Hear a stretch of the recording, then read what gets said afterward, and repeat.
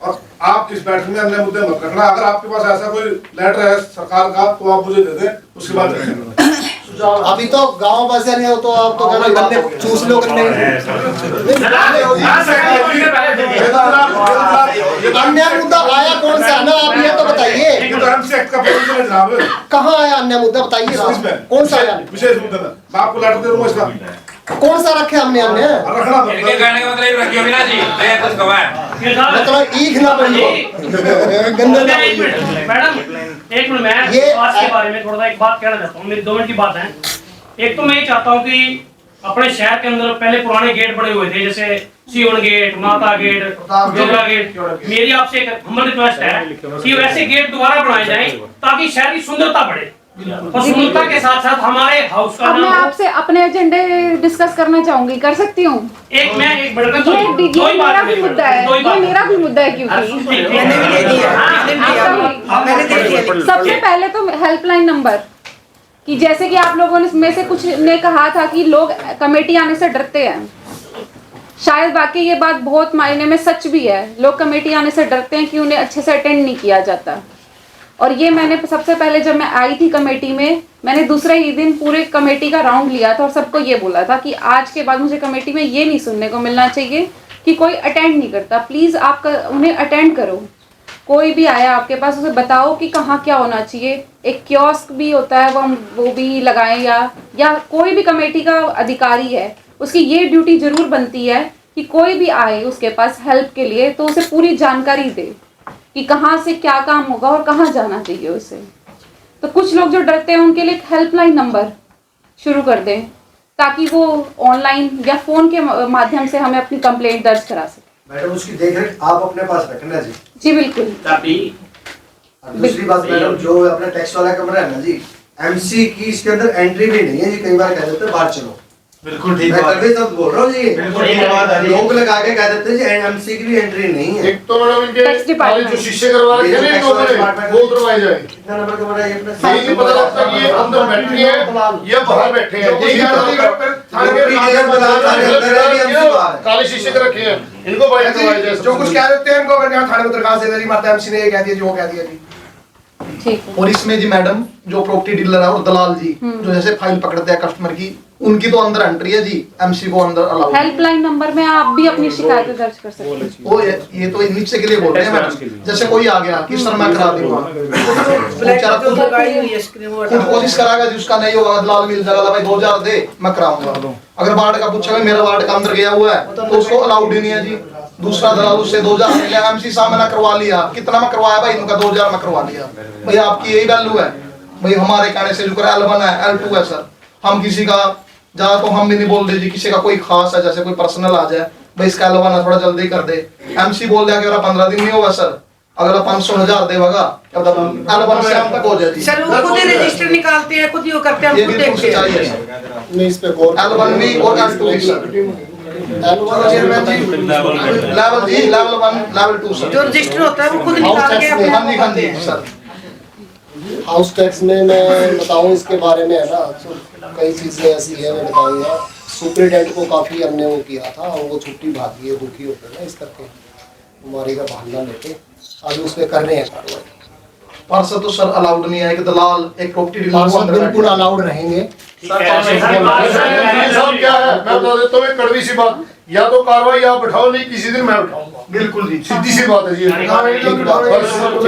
तंग हो चुके इससे, एमसी तो है ही तंग, पब्लिक इतनी परेशान है, कोई हिसाब नहीं है। बिल्कुल जी हाँ वही नहीं, इस पे कार्रवाई करेंगे। कार्रवाई तो आप बहुत जरूरी है। सीधी बात है। के अलावा बाहर का आदमी को अलाउड ही ना करो अंदर कोई हो। ठीक है। तो हेल्पलाइन नंबर से आप सब सहमत हैं कि लोगों के भले के लिए, कि उन्हें पता भी नहीं होता कहाँ किससे शिकायत करनी है, तो एक हेल्पलाइन नंबर जारी करें। सहमत है सर? तो आज ही रेजोल्यूशन पास कर दें हेल्पलाइन नंबर। ठीक है। एक जो आपने बताया था हमारे कैथन में 7 गेट हैं, 7 गेट, माता गेट है, प्रताप गेट, 8 गेट है, क्योड़क गेट, सीवन gate. Railway gate, Mata gate, Chandana gate, Pratap gate, Dogra gate, सीवन गेट और क्योड़क गेट। सात हो गए ना। एक कौन सा है? ये आठों गेट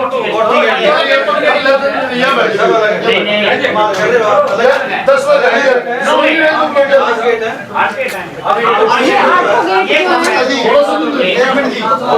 हैं? ये काफी,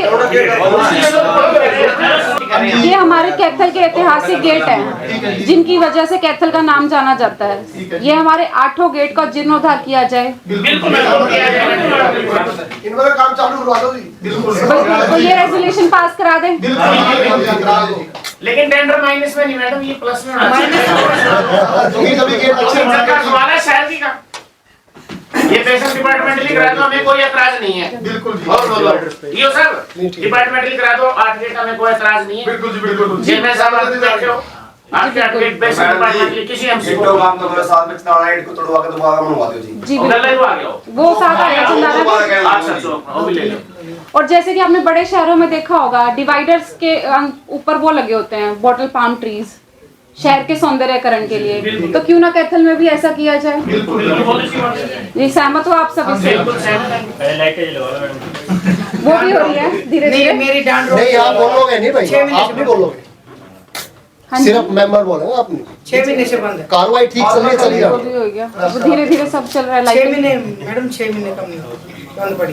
बिल्कुल बिल्कुल। सर ने नहीं, बोला था कि पेमेंट एक दिन फैसला दिया और डाल दो मैडम का गेट उठाएगा। हाँ मैंने दे दिया मैंने। ये गेट उठाएगा। लाइट का बारा हो। हाँ मैडम जी, जो लाइट की बात आई है ना जी, हाँ जी, जो ये ठेकेदार है जी, ये सुनता नहीं थी एमसी की। मैंने चंदाना गेट से लेके भगत सिंह चौक तक लगभग एमसी बनने के बाद 100 बारी फोन कर लिए जी, आज तक एक बारी गया सर, एक बारी गए हैं जी। ठेकेदारों का नंबर। और जिस दिन गए नरेश है जी, तो पुराने बल्ब ले रहे थे जी मैडम जी, 1 घंटे तो चले जी, उसके बाद बिल्कुल बंद है जी। बड़ी सारे लगा के लाइट आते हैं जी मतलब। सर कहाँ है? और जी चंदाना गेट पे सिर्फ क्या होता है? उसका टेंडर का टाइम खत्म हो गया। ठीक है जी, नया टेंडर लगा दिया, नया ठेकेदार आएगा। और आपने अगर मतलब कि कोई फोन भी कराएं तो आप जेई को करो, जेई को अलग अलग पार्ट बांट दिए, अलग अलग बांट दिए, उनकी लिस्ट आपको प्रोवाइड करा रहे हैं। सर हमारे को कहा गया था कि उनकी पेमेंट रोक दी जाएगी। उस ठेकेदार की पेमेंट रोक दी जाएगी। क्या पेमेंट रुकी है उसकी? सर ने बोला था डांड रोड पे सर कम से कम 4 महीने से तो ऑन रोड लाइट है वो बंद पड़ी है, और आपने कहा जब तक लाइट ठीक नहीं होगी वो रोक दी जाएगी। क्या उनकी पेमेंट रुकी है? हाँ मैं जवाब मेरे वार्ड की 25 लाइट उनके पास और कब तक वो सर ठीक होगी लाइट? मैं मेन रोड है जी, और दूध का टाइम लाइटों के बारे अगर में पूरे सदन को बता दूं, आज तक शायद है ना पिछले 20-25 साल में इतना बड़ा फाइन इम्पोज नहीं किया होगा। 7 लाख रुपए मैंने काटे हैं। तो थैंक यू उसके लिए। मेरी टेबल पे फाइल आने के बाद व्यक्तिगत मैंने दुश्मनी ली है, मैंने बुराई ली है, मैंने किया है। और क्या क्या दिक्कत आई होगी मुझे आपको पता होगा। ऑन रिकॉर्ड है 7 लाख रुपए काटे हैं। आपका बहुत वो डांड में अभी दूध का टाइम सर, दूध का टाइम आने वाला है, तो उसके लिए कितनी जल्दी वो लाइट ठीक हो सकती है सर? क्योंकि गाय बैठी होती है, एक्सीडेंट बहुत डेली के एक्सीडेंट होते हैं सर। ऐसा नहीं कि टेंडर लगाते नहीं वो लगते ही है, टेंडर कागजों में लगते हैं, वहाँ तो कुछ भी नहीं लगता। लगते सारे 6 महीने हो गए सर, ऐसा नहीं है, ये इग्नोर नहीं किया जाएगा। क्योंकि दूध का टाइम जिंदगी बहुत जरूरी है।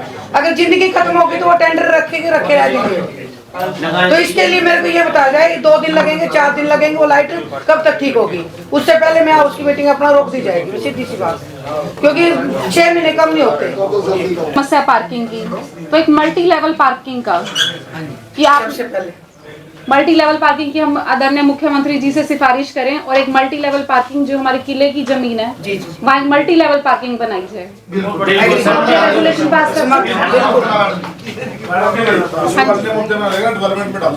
डेवलपमेंट चल रहा है अभी, अन्य मुद्दे नहीं है। चल ही रहे डेवलपमेंट। अन्य मुद्दे बड़ी चमक सी बैठ गई आपको। शहर के उद्धार के लिए बहुत जरूरी था ये। सिर्फ ये मुद्दे इसलिए उठाए गए हैं कि शहर के उद्धार के लिए। इसके लिए आप निकले। तो अब ये ठीक है, ये सारे मुद्दे हम पास करें रेजोल्यूशन। रुपए की इतनी और कोई भी काम नहीं शुरू हुआ है बिल्कुल भी। तो मेरा काम कब से शुरू होगा मुझे ये भी बताया जाए, और अगर वो काम नहीं करना चाहते तो ये ठेका किसी और को दे दिया जाए। मेरा वार्ड पूरा परेशान है, 4 महीने से वो वेट कर रहे हैं कि हम कब काम करेंगे, कब करेंगे। सारे रैंप टूट गए। मेरा जो वार्ड है वो मार्केट है, सराफा बाजार, सभी वहाँ से निकलते हैं, सभी परेशान हैं। लोगों को चोटें भी लग रही हैं, लोग गिरते हैं, घर आते हैं, में चोट लगी है, ये रैंप कब बनाए जाएंगे, कुछ नहीं है, सब जीरो है।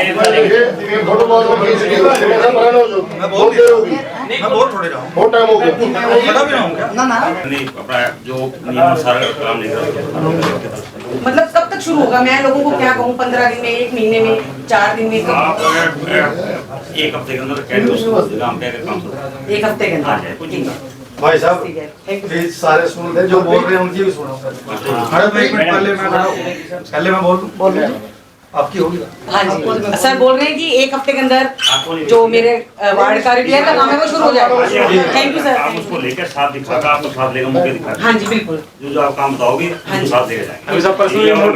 पर्सनली नोट माननीय चेयरमैन साहब और उपस्थित सभी अधिकारी और सदस्यगण, जैसा कि आप सबको पता है कि 11 जुलाई की जो हमारी हाउस की पहली बैठक थी उसमें सभी वार्डों को 15-15 लाख रुपए के टेंडर लगाए गए थे। उसके लिए हम चेयरमैन साहब का और हमारे अधिकारीगण का धन्यवाद करते हैं। पर बड़े अफसोस की बात है, हमें बड़े अफसोस से कहना पड़ रहा है कि आज भी लगभग 4 महीने बीत जाने के बाद भी आधे से ज़्यादा वार्डों में काम शुरू नहीं हुआ। पहले तो 4 महीने तो टेंडर ओपन करने में लग गए।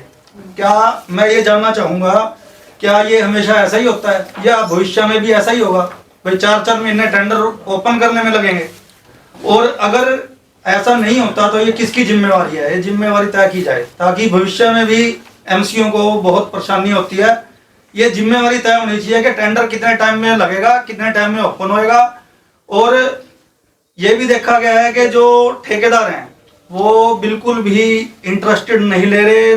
16-17 वार्ड हमारे पास नोट हैं, सारे वार्ड इसमें नोट हैं, इनमें आज तक भी काम शुरू नहीं हुआ। वार्ड नंबर 10, 27, 31, 25, 13, 30, 22, 17, 7, 2, 3, 12, 4, 9 इन वार्डों में अभी तक 1 रुपए का काम शुरू नहीं हुआ। तो क्या हम ठेकेदार को इसके लिए कोई जवाबदेही है या नहीं है, मैं ये पूछना चाहूंगा। भाई अगर वो ठेकेदार काम नहीं शुरू कर रहा तो उसके हम आप लोगों ने उनको कोई नोटिस दिया? अगर नहीं दिया तो क्यों नहीं दिया? नहीं पहले तो ये देखो ना, यहाँ से कोई नोटिस हुआ भी है कि नहीं हुआ? भाई इसकी जिम्मेवारी किसकी है? ये साहब आप बता रहे हैं इसकी जिम्मेवारी किसकी है? ऐसा जी कि HW जो पोर्टल है वो नया शुरू है, और हम तो फिर भी पूरे हरियाणा में सबका आगे हैं टेंडर करने में। उसमें बेशक आपको ही पता चल गया प्रोसेस में प्रॉब्लम थी, और आज भी प्रॉब्लम है, पेमेंट की प्रॉब्लम वाला आज भी उसमें दिक्कत है। तो हमने भी एक 15 दिन के अंदर कार्य होना शुरू करना है ठेकेदार में, जो हमने बड़ा सर उनको 16 तारीख लगी हुई थी। जो टेंडर ओपन हुआ है उस पे हर वार्ड के टेंडर पे लिखा हुआ है कि डेट ऑफ स्टार्ट 16 नवंबर, कोई बात नहीं, जबकि आज 29 तारीख हो गई है, अभी तक ठेकेदार को कोई जवाब नहीं है। वो ये कहते हैं जी यही मौका देखेगा, ये होएगा वो होएगा, ये कोई तरीका थोड़ी है। ऐसा है जी, हमारी वार्ड के अंदर इतनी रेपुटेशन डाउन हो गई है कि लोग हमारे को कहते हैं हमारे आप वार्ड के पैसे खा गए, हमने शुरू करा दिया। 10 वार्ड में काम शुरू हो गया, 1 वार्ड में काम शुरू हो गया। सर मैं जो मैंने नोट कराए हैं करता है 10 उसमें कुछ नहीं हुआ जी, ये गलत नहीं। 10 वार्डों में 10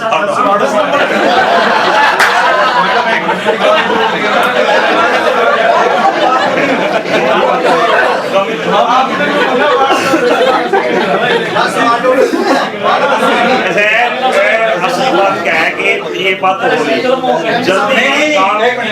मैं एक बात और पूछना चाहूंगा। चलो इस बार तो आपका शायद वो आप जो बोल रहे हो डोंगल पे दिक्कत थी, क्या भविष्य में कुछ ऐसा निर्धारित होगा भी इतने टाइम में टेंडर लगेंगे, इतने टाइम में ओपन हो जाएगा? मिलने का प्रक्रिया है उसमें पूरे। और जो ये काम शुरू नहीं कर रहे ठेकेदार, इसके कोई जवाबदेही होगी? ऐसा है पोर्टल के ऊपर सब कुछ अब कुछ करने की नहीं, जो अपने ठेकेदार ब्लैक लिस्ट होगा, जो अपने ठेकेदार होगा, काम अपने शुरू नहीं कर रहा, आप उनको कोई नोटिस भेजने वाले हो या नहीं भेजने वाले? मैं कह रहा पोर्टल के ऊपर सब कुछ है जी। अपने आप ब्लैक लिस्ट होगा। अपने आप है सब कुछ उसके अंदर टाइम दे ये तो कंप्लीशन होती है, और अपने आप ही ब्लैक लिस्ट कर देगा।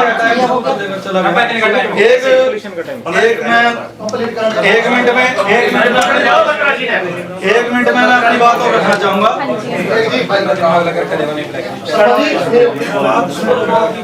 बोलो भी सरकार।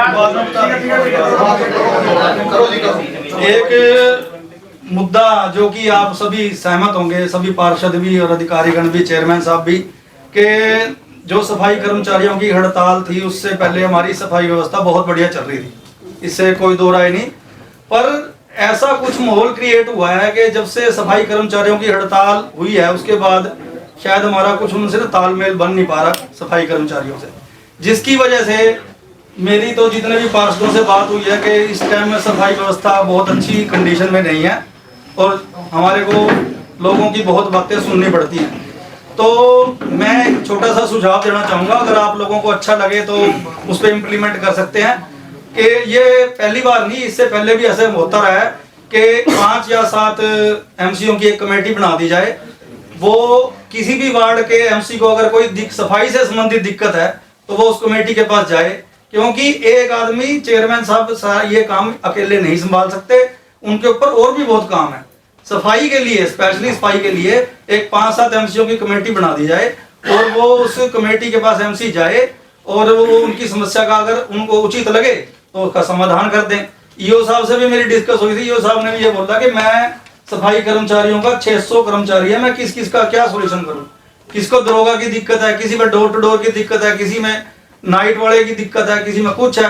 तो मेरा ये सुझाव है भाई 5-7 एमसीओ की पहले भी ऐसे बढ़ती आ रही है मैडम, तो आप ये सुझाव इस पे थोड़ा गौर करें और सफाई व्यवस्था में अगर आप ये कर देंगे तो एक बहुत बड़ी एमसीओ के लिए बहुत बड़ी राहत कर। तो आज के हमारे रेजोल्यूशन में डलवा देंगे जी बिल्कुल डलवाएं। धन्यवाद जी। सभी सहमत है ना? बिल्कुल। आप एक में सारे तकरीबन प्यार से बोलो जी, श्री बत्रा जी सबसे प्यार से बोल रहे हैं। हाँ जी, मैं तकरीबन सारे एमसी सहमत होंगे। जो ये माइनस पे ठेका जो हमारे जो टेंडर लगे थे, 15 लाख का हमारा टेंडर था, अब माइनस में जाके वो 11 लाख का रह गया। अब ये बताओ कि जब 4 लाख तो वहीं हमारे खत्म हो गए, क्या वो ठेकेदार सही ढंग से काम? अब जैसे बत्रा जी ने कहा कि 16 तारीख को टेंडर, मेरे वार्ड में ये देखो कि काम पहले ही हो गया, इनका काम नहीं हुआ, मेरे वार्ड में काम पहले ही हो गया 16 तारीख को टेंडर लगने से पहले। और काम ऐसा हुआ कि एरिया कम था और ज्यादा छील के वो जो ईंटें थी वो उखाड़ के ये नहीं पता कहाँ है कहाँ नहीं। अब आधी बन चुकी है और आधा आउट पड़ा है। अब मैं पब्लिक को क्या जवाब दूं कि ये टेंडर पहले क्यों लगा? ये सर क्या हुआ इनके? टेंडर पहले लग गया, काम भी हो गया, वो उसके लिए धन्यवाद जय साहब का कि काम हो गया, लेकिन काम हुआ नहीं हुआ क्योंकि जो पुरानी गली थी उसकी चढ़ाई कम थी। हाँ। अरे आपने कहा जी मेरी चढ़ाई पूरी, उसने पुरानी पूरी चढ़ाई मिला दी, तो ईंट गायब अगर चौड़ाई ज्यादा होगी तो लेंथ तो कम होगी। नहीं वो चीज मैं एग्री करूं मैं। हाँ तो ठेकेदार को पता था ना कि मेरे पास कितना टेंडर है और मैं कितना बना सकता हूँ, तो उसने ज्यादा क्यों उखाड़ा? उसके पैसे दे और जो बच गया उसका नया एस्टीमेट। उसका जवाब पब्लिक को मैं क्या दूंगा? लोगों ने मेरे घर में डेथ हो रही है, मेरी माँ एक्सपायर हो रही है और लोग मेरे घर आके मेरे को लाने दे रहे हैं, मैं अपनी माँ को रोऊं या उनको? नहीं मैं थोड़ा देर को बताना चाहूंगी पब्लिक। एक तो ये जो माइनस का है ये मुद्दा कि मैं प्रशासन ने जब सरकार ने हमारे को ये दिया है कि हम 15 लाख का टेंडर, तो माइनस में वो क्यों अप्रूव होता है? उसके ऊपर क्या कोई कार्रवाई नहीं हो सकती कि जो माइनस में भरता है वो टेंडर लगे ही ना? क्यों आप सब सहमत हो इस बात से? जिनका टेंडर 33% माइनस लगा, आप उनको 5-5 लाख का अपग्रेड जरूर कराएंगे। हमारा इसमें काम नहीं चल रहा, काम ही नहीं चलता जी। अब उसने काम बीच में पूरा छोड़ दिया, अब उसका जिम्मेवार मैं कैसे? माइनस में 15 लाख से काम ले सकता है? नहीं उसको क्या नहीं मिला आपको? हमें पता है 15 अगले मना कर रहे हैं कि मेरा 4 लाख का है। अपग्रेड क्यों कराओ? 15 लाख का काम ले आप लोग, वो तो माइनस में लिया, मैं इतने पैसे अगले ने कह दिया कि मेरे को हाँ जी आप तो आपको से 15 लाख का ही लेना नहीं, काम 15 लाख का उसके 11 लाख जैसे समझाएगा आप भी समझदार के हिसाब से मिलेंगे, उसके 11 लाख रुपए। पेमेंट 11 मिलेगी, काम तो पेमेंट होगा। जो ईंट लगनी थी 20 रुपए की वो 5 रुपए की लगेगी। वही तो हो रहा है ना, उसमें कोई लेवल लिया ना कुछ लिया। पहली तो है जी सफाई कर्मचारियों की। पिछले एक हफ्ते से मेरे पास वार्ड 20 में एक भी सफाई कर्मचारी नहीं है, और एक महीने से 22 वार्ड और 20 वार्ड 7 नंबर वैन है जो खराब खड़ी है। मैं ईओ साहब से फोन करा चुका हूँ, चेयरमैन साहब से भी, वो नहीं आई है। दूसरी बात, उनकी जो पहले एक हफ्ते पहले वो आते थे, टाइमिंग 20-20 मिनट की थी, सुबह 20 मिनट और रहते थे, शाम को 20 मिनट। बदतमीजी से बात करते हैं, एमसी की उनके आगे कोई औकात नहीं है। दूसरी बात है, हाजिरी का सिस्टम बनाया था ठेकेदार ने, हाजिरी तो हम भी लगा लेते जी, उनकी एब्सेंट लगा देते हैं 4-5 दिनों की। क्या वो एब्सेंट कार्यालय तक पहुंचती है? वो ठेकेदार के पास चली जाती है एब्सेंट के पास बचा हुआ पैसा। उससे एमसीओ का तो काम खराब हो गया, उनकी पैसे कट के और ठेकेदार को बच गए। उन सुपरवाइजरों की क्या आवश्यकता थी? अगर 50-60 हज़ार रुपये का मंथली ये जो मैंने कैलकुलेशन की है, ये धांधली चल रही है।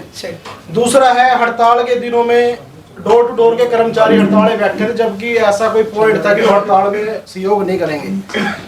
जब उन्होंने हमारी इज्जत नहीं करनी, मान सम्मान नहीं करना, हमारा काम नहीं करना, तो मेरी पूरे सदन से हाथ जोड़ के निवेदन, 65 के 65 कर्मचारियों पर आप तुरंत एक्शन लेते हो, इनको हटाया जाए।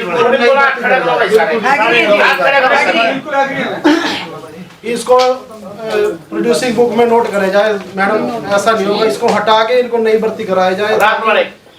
नाइट वाले थे जो डे वालों की ड्यूटी भी बताई जाए, कितने से कितना टाइम हो गया उनका। ईओ साहब से मिलते हैं, ईओ साहब कहते हैं 660 कर्मचारी है, हमें नहीं पता कहाँ लग रहे हैं। जब आपको नहीं पता सबको हमें क्या पता? फिर इस बात की जब अधिकारियों की है, हर दरवाजा खटखटा चुका हूँ जी मैं, एक भी कर्मचारी मेरे वार्ड में नहीं जाता। अगर कर्मचारी नहीं जाता है वो मेरे को आप बता दो, मैं कल से खुद कसई वसूलदार झाड़ू उठा काम करूंगा जी। कल को अगर आपको हीनता होती है, आपके हाउस को अगर बेइज्जती महसूस होती है, उसके जिम्मेवार मैं नहीं हूँगा। मैं बहुत परेशान हूँ, शादियों का मौसम चल रहा है, वार्ड में सब कुछ है, मैं कल से झाड़ू और कसी उठा के काम करूँगा सर। मैं बहुत पजल और दिमाग खराब हो चुका है। दूसरी बात, बिल्कुल हमें प्रेशराइज किया जाता है, हमें प्रेशराइज किया जाता है, हड़ताल की धमकी दे के, ये धमकी हाय हाय करो, वाय वाय करो, हमें इससे कोई मतलब नहीं। हमने 5 साल निकालने, 5 महीने निकले हमारे, तो ऐसे हम काम नहीं कर सकते। दूसरी बात है कि संडे की छुट्टी होती है, क्या ऐसा प्रावधान में है कि संडे की छुट्टी कर सकती है? अगर है तो इनकी छुट्टी की जाए, अगर नहीं है तो इनको संडे को स्पेशल भेजा जाए। सभी वार्ड वासियों का बड़ी समस्या रहती है जी। दूसरी है जी, 5-7 वार्ड ऐसे हैं जिन्हों में 2-2 रेडी भी हैं और 7-7, 8-8 कर्मचारी भी हैं। जी जी। मैं कड़वे शब्दों में लगूंगा मैडम जी आपको, क्या वो चहेते वार्ड है सिर्फ, इसका मतलब मेरे वार्ड में एक रेडी नहीं है, एक कर्मचारी नहीं है, तो उनमें 7-7, 8-8 है, 2-2 रेडी हैं। डोर टू डोर गया, अलग से साउंड वाला सिस्टम है, क्या हम चुन के नहीं आए क्या? हमारा वार्ड नगर परिषद में नहीं आता क्या? तीसरी बात है जी, एक सफेद थी मशीन जो रोडों पे चलती है सफाई कर्मचारियों के लिए, सफाई करने के लिए, रोडों की व्यवस्था के लिए। आप सब अगर सहमत हो तो उसके रेजुलेशन डलवा के उस मशीन को बंद करवाएं। कुछ भी नहीं करती। उसका जो हमारा बेनिफिट बचे वो कर्मचारी लगा के, हम चाहे हम एक कर्मचारी फालतू लगा लो उस पेमेंट के अंदर, ताकि हमें कोई बड़ी सहायता मिले। तीसरी मेन पॉइंट आप सभी की है, लास्ट है मेरा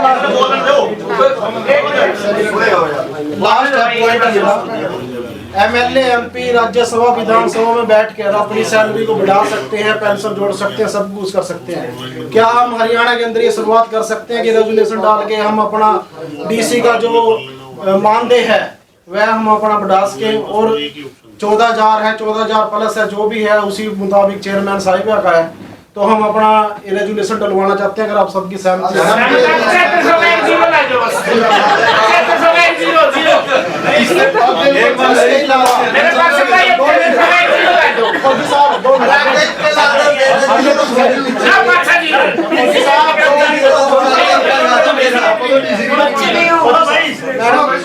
पंचायत के गवर्नमेंट ने 1,000 रुपए पेंशन भी कर दी है, 1,000 है सरपंचों की। क्या हम इलेक्टेड मेंबर नहीं है? आप हरियाणा में यहाँ से शुरुआत करो, हम बाकी डिस्ट्रिक्टों में भी ऐसी रेजुलेशन डलवाएंगे, शायद हमारी बातें ऊपर तक पहुंचे। इस रेजुलेशन को एक तो ये पेंशन वाला जी, एक संडे की ड्यूटी वाला, और ये कर्मचारियों वाला 65 के 65। बिल्कुल, ये प्रायोरिटी लिस्ट के रेजुलेशन डलवा दो मैडम, ऐसे काम नहीं चलेगा। रिक्शा रेडी का तो और मुझे ये जरूर बता दियो साहब, कल से मैंने कैसी उठानी है या कोई मेरे को लिस्ट मिले, सही बात है, दिक्कत लिस्ट मिलेगी। एमसीओ को लिस्ट दे दी जाए ना भाई कितने कर्मचारी वो कहाँ कमेटी बनाएंगे ना, कमेटी बना दो आज ही, कमेटी वो नहीं मिलेगा, ऐसा है वो चेयरमैन साहब डिसाइड करेंगे कमेटी में कौन सी कमेटी कुछ नहीं होता। बस एक मुद्दा रहेगा इसके नहीं, आप उनसे लिस्ट ले सकते हो ना, जो कमेटी बनी। आज तक लिस्ट नहीं मिली, बिना उस नंबर पे से फोन करे कोई नहीं, कमेटी बनाने के बाद आप उनसे लिस्ट लेना अपने वार्ड के कर्मचारियों की, उनका विद कॉन्टेक्ट नंबर। ये सब जो रेडी कब तक आएगी? आए हुए हैं जी, आप इनको तुरंत प्रभाव से हटाए जी, इसका रेजुलेशन डाल लो ताकि हम दोबारा से नहीं भर्ती कर सके। ये हमारा काम नहीं कर सकते, आज को आ लो कल को आ लो, इससे आप लोगों की भी आप सभी ने बातों को सुना। नमस्कार सर, सर मैं आपसे पूछना चाहता हूँ कि जितने भी अपने पॉइंट है भाई, कितने ट्रैक्टर आपने लाए हुए हैं जी कूड़ा उठाने के लिए जी? 18 जी। क्या सैलरी देते हो जी उनको? डीसी रेट है उनका। सर भाई ठेकेदारों कितने रुपए देते हैं जी पिछले पर ट्रैक्टर जी? पर ट्रैक्टर जी कितनी पेमेंट जारी है एक बार देखो तो वोचर ले आओ, पिछले 1 साल का ले आओ। पर ट्रैक्टर कहते हैं। हाँ पर ट्रैक्टर का। और सर क्या नाम है ठेकेदार ने जी ड्राइवर दे हुए है जी? सर आपको वोचर से बता देंगे। ठीक है जी। ऑटो स्पेयर मार्केट है हमारे चंदाना रोड पे, उनमें बाथरूम कमेटी की तरफ से, कमेटी की दुकान नहीं है सर, वो बाथरूम बना हुआ है, उनमें गलत यूज किया जा रहा है, बाथरूम को टूटा फुटा पड़ा है। ये मेरा पर्सनल नहीं है, उन मार्केट का है और मार्केट आपकी है, तो उसकी व्यवस्था शुरू करते, उसका बाथरूम को शुरू करवाते हैं। हमारे वार्ड में लाइट लगवाने के लिए, और दूसरा ये है कि जो सफाई का वो तो पहले से ज्यादा बेहाल हो चुकी है सड़क, वहाँ पे सारा दिन गाय कचरा खाती हैं, सारा दिन स्कूल के बच्चे वहाँ से निकल जाते, जहाँ से डंपिंग पॉइंट एरिया है ना जो, वहाँ पे सारा दिन कचरा रहता है, और जब उसको क्या कहते हैं ट्राली वाले को फोन करेंगे ना, वो सारा दिन तो कचरा उठाएगा नहीं, शाम को उठाता है, उस टाइम कौन देखता है। और जो आपने पिछली बार टेंडर पास किया था कि हाँ जी रेडियां दी जाएंगी, झाड़ू हर एक चीज मिलेगी, कोई भी अभी तक कोई चीज नहीं मिली। मैं इनसे ये चीज पूछना चाहूंगी, जो आपने 10 वार्ड में अपना काम चालू करवाया, वो वार्ड कुछ स्पेशल है क्या? तो फिर जब टेंडर सबका एक साथ पास हुआ है, तो सबका काम एक साथ चालू होना चाहिए था जी। हाँ जी। और डंपिंग पॉइंट एरिया का जो है ना, वो उसका कोई सोल्यूशन निकालो जो एक साइड में रखा जाए, और जो ड्यूटी है सफाई कर्मचारी को उनकी बताई जाए। सफाई कर्मचारी बिल्कुल भी काम नहीं करते जी हमारी वार्ड में, जब से हड़ताल हुई है, तो उनके लिए भी ड्यूटी भी बताई जाए। और हमारी 25 दिन हो गए रेडी खराब हो रखी है, फोन भी करते हैं, फोन पे टेंडर नहीं करते जी, और जो गाड़ी आती है वो भी डोर टू डोर वाली भी आती है, वो भी खराब हो रखी है। टेंडर में पास हो रखी है, पर आती क्यों नहीं, दे क्यों नहीं रहे, काम कैसे करवाएंगे, सफाई कैसे करवाएंगे? जो पॉइंट है ना, पॉइंट के लिए भी कुछ सोचा जाए, वो बाहर निकाला जाए, जो आपकी ट्राली वाले ना उनको बोला जाए कि वो टाइम टू टाइम आए, सुबह कचरा उठाकर जाए अपना टाइम से पहले, एक ही बात है, सबका आए एक साथ में। उसको बढ़ा के 25 लाख करते, 15 लाख बहुत थोड़े से पैसे हैं, काम नहीं चल रहा है। बिल्कुल सही। और उसमें मेरा 25 लाख करते, हमारा रिक्वेस्ट भी है, धीरे धीरे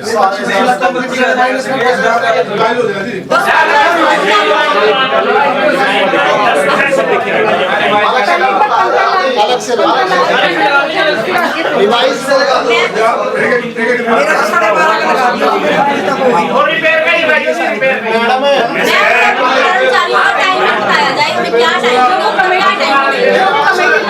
काम बड़ी हो रही है। हर बार ये होता है कि लिस्ट क्या होगी, पर लिस्ट का कोई पता नहीं चलता कहाँ आई है, क्या हुआ, क्या आज जो कमेटी बोलते हैं उससे आप लिस्ट भी ले सकते हो, कॉन्टैक्ट नंबर भी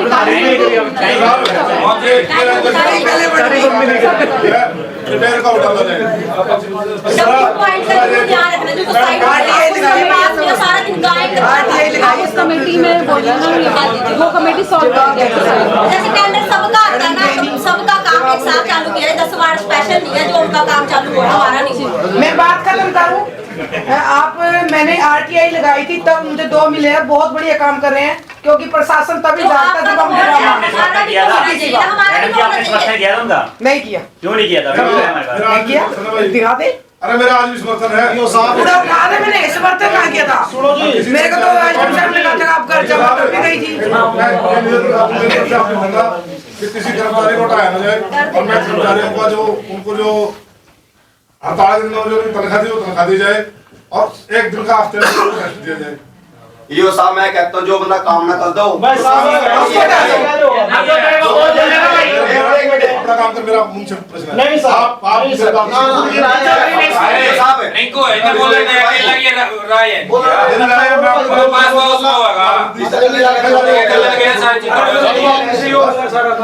सर इतना अगर अपने जानकारी अगर आप टेंडर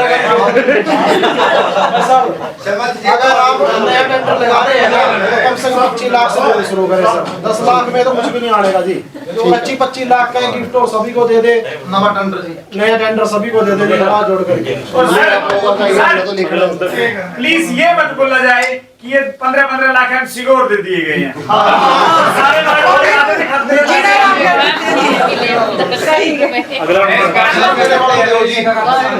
चलो नेक्स्ट। साहब एक मिनट मैं ये बात कहता हूँ जी, एक तो ये चेक किया जाए जो ये दरोगे हैं भाई ये दरोगे हैं क्या नहीं है। एक जो बंदा काम नहीं करता एक दो को सस्पेंड करो जी तभी पता लगेगा बिल्कुल सही काम करेंगे जी। किस बात के चौथा दरोगा बने रहे तीसरा अरे दो तो करेंगे। साहब एक मिनट जो डॉट रोल कर्मचारी है ना ये एमसी को दे दो, एमसी इनके करेंगे अपना टेंडर से एमसी लगाएंगे तभी दरोगा ना लगाएं सबका एमसी अपने हो जाएगा। अब जो कमेटी बनेगी ना उसको पूरे अधिकार होंगे।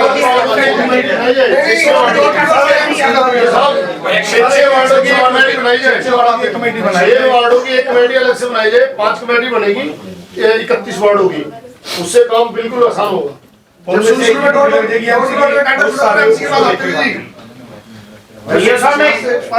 मैं एक बात कहना चाहूंगा मोहन भाई तेरे से एक रिक्वेस्ट है अकेला मेरे से रिक्वेस्ट करने की सुनो आप अपना व्यू नहीं कह रहे हो मैं आप सुनो ना व्यू मैं बताता हूँ 31% है ये नहीं कि 30 आप अकेले कह रहे हो कि मतलब कर्मचारियों की तनख्वाह बढ़ाई जाए। पहली तो बात मैंने कहा 31% आप सुनो 31% मैं कह रहा हूँ 31% और चेयरमैन कोई किसी कर्मचारी के खिलाफ नहीं है कि इनकी तनख्वाह नहीं बढ़नी चाहिए। हम खिलाफ ही नहीं हमारे काम क्यों नहीं होते। एक छोटा सा कर्मचारी जो सबसे छोटा काम करता है उसके साथ तो कम से कम है तो लोग हाँ जो काम करे उसके काम के बदले पैसे तो दो पैसे मिलते हैं जो नहीं करता मेरी बात सुनो हमें तो कर्मचारियों से बात कर रहे हो बत्रा जी कटड़े वाले बैठो मैं सुनो रहा हूं बैठो बत्रा जी बैठो किस कर्मचारी के पैसे बाकी है बताइए। ये सब मौके पे थे बताओ किसके बाकी है वो दे दो। किस कर्मचारी का बकाया रहता है अभी जिसका कमेटी ने नहीं दिया वो बताइए प्लीज। मैंने सर ये कहा है कि हड़ताल के पीरियड के दौरान जो 8-7 दिन का जो था जो उनकी तनख्वाह रुकी थी कर्मचारियों की तनख्वाह दी वो तो सरकार देगी वो ये नहीं वो सरकार ऊपर से घोषणा करेगी फैसला सरकार लेगी और घोषणा कर दी है सरकार ने। 2 मिनट रिंकू जी कह रहे थे ना जैसे रिंकू जी मैं कहता हूँ चैलेंज करके हम कांग्रेसी हैं सुरजेवाला के साथ हैं मुख्यमंत्री के पास चलो तनख्वाह बढ़वाने के लिए एमसीओ की इस हाउस में थोड़ी बढ़ेगी हम चलेंगे छाती ठोक के हम बिल्कुल नहीं जाएंगे बस में चढ़ेंगे मैडम भी चढ़ेंगे हम भी चढ़ेंगे। और एक ये ना कहो कि कर्मचारियों के खिलाफ सारे पार्षद हैं हम किसी कर्मचारी के खिलाफ नहीं है किसी अफसर के नहीं है हम सभी से संतुष्ट हैं। लेकिन हड़ताल में जो हुआ हमारी माँ बहन करेगी हमारी किसी का थप्पड़ तेरी भी वीडियो देख ले मेरी भी देख ले मेरी तरफ भी थप्पड़ कराया गया तेरी तरफ भी कराया गया तेरी तरफ भी कराया गया किसी का कटड़ा कौन खिलाफ है कर्मचारियों की तनख्वाह बढ़े हम तो कोई खिलाफ नहीं इसको धमकी दी गई है सर जबकि मैंने खिलाफ कोई कर्मचारी नहीं लगाया कोई नहीं हमारे घर ये साहब वो करते हमारे घर क्या सुअर कितना बड़ा था मेरे से भी 2 गुना बड़ा था मैंने अपने हाथ से उठाया हाँ लेकिन वो तो गलत ट्रांसफर होगा ना कटड़ा मारना सीधा सुअर खा सीधा। तो ईओ साहब हम कोई किसी कर्मचारी के खिलाफ नहीं है बिल्कुल भी। और भाई नजायज हम नहीं दबते किसी का पूरा उसमें अखबार में ला लियो हम नहीं दबते किसी नजायज बुरा किसी का करते कोई ठीक है। और जो ये चाहता है ना कि एक छत्र राज रहेगा उसका बिल्कुल नहीं सहन कर दे ना 31% कर देना चेयरमैन कर देना अधिकारी कर दे अधिकारियों को सब प्रसाद मिले इस हड़ताल में हम तो साथ खड़े थे नहीं एक मिनट मैं फोटो दिखाऊं एसडीएम साहब तो बेइज्जती से सबने डर लगा एसडीएम साहब तो नहीं सोचा मैं टल जूं दादा सोचा मैं टल जूं ईओ ने अपनी इज्जत की और एमसी ने अपनी इज्जत की और तक तो जो पता लग गया ना कि छाती आगे नहीं खड़े हो। सब आगे लगाई दी जी। मैं कहता हूँ चैलेंज के साथ, वो कहते हैं ना कि शमशेर मैंने किया संस्था में, मैंने काम रिंकू जी, मैंने एक बात भाई, हर बिरादरी की अपनी अपनी संस्था होती है। जाट स्कूल ग्राउंड है, सामने हजारों बच्चे पढ़ रहे हैं, बदबू आ रही है, और उन बच्चों को बीमार होने का मैंने कहा, प्रशासन को रिक्वेस्ट करी कि यहाँ से कूड़ा उठाया जाए। ये गलत बात थी। 48 दिन की तनख्वाह भी सरकार पे मांगो, यहाँ से 500 मीटर दूर बैठो, चंडीगढ़ मुख्यमंत्री के जाओ, ये थोड़े की दिवाली में शहर की बलि ले लेंगे। फौजी साहब हड़ताल का तो हमने भी इनको सहयोग करने के लिए बोल दिया था, अभी हम सहयोग करेंगे आपकी हड़ताल से, लेकिन थोड़ी बहुत सफाई तो हम सफाई कर्मचारियों के साथ हैं, साथ रहेंगे, लेकिन अगर ये बदतमीजी में उतारू आवेंगे, हम बिल्कुल नहीं साथ होंगे। अगर हमारे साथ मिलकर रहेंगे टोटल सफाई कर्मचारी, हम इनके साथ हैं बिल्कुल। हम इनकी तनख्वाह खिला, आप तो 1-1 लाख रुपए दो, सबसे कम तनख्वाह तो आप लोगों की है 7500 रुपए, 7500 रुपए, जिसमें सदन भी पूरा नहीं होता वार्ड का। अगर ये एक मिनट, ये महीना सर्दी का है, मेरे 13 कार्ड आ रहे हैं, 14 कार्ड आ रहे हैं, 75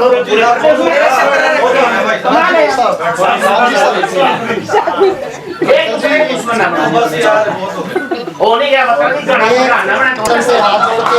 रिक्वेस्ट कर रहा हूँ,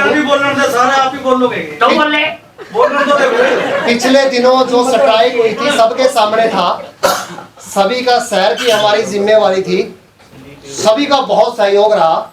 आगे मैं रिक्वेस्ट करूंगा, उनका धन्यवाद भी करता हूं जिनका सहयोग रहा, और उन लोगों से रिक्वेस्ट करूंगा जो कर्मचारियों को बरगलाने में थे, व्यवस्था बिगाड़ने में थे, अपनी राजनीति चमकाने के चक्कर में थे।